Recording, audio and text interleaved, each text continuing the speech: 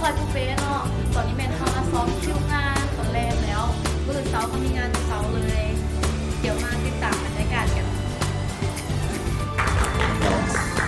มันหลอกมากมั้ย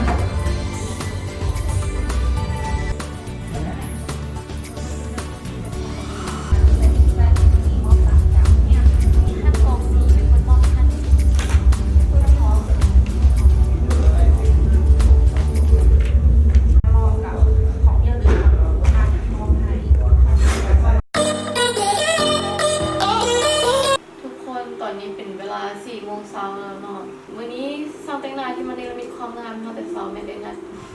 เป็นนัดสวยเมื่อคืนนี้เขาซ้อมแล้วแม่ได้นอนตอน1 โมงกลางคืนเนาะแล้วมื้อนี้ตื่นมา4 โมงเช้าทุกคนสภาพยังไม่ตื่นเลยเดี๋ยวเขาไปเจอกันตอนที่แต่งหน้าแล้วตอนที่ผมไปงานเทื่อนึงทุกคนเขามาซ้อมงานกันแล้วยังพร้อมตื่นเต้นนะจะเป็นในกำลังใจของเป็นเด้อ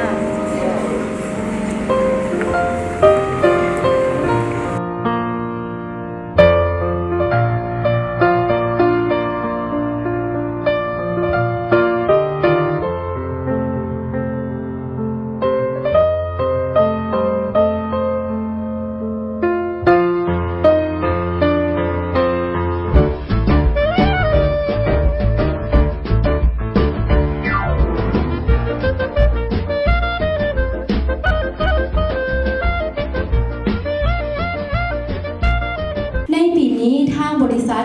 สยามคูโบต้าคอร์ปอเรชั่นจำกัดและบริษัทคูโบต้าลาวโซ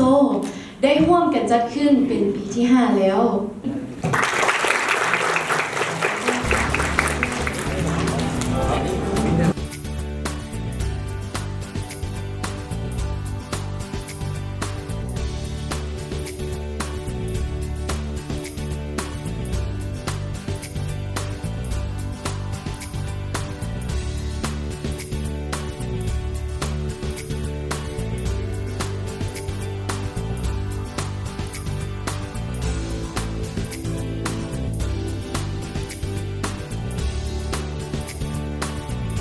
ทุกคนตอนนี้เข้าไลฟ์เวกแล้ว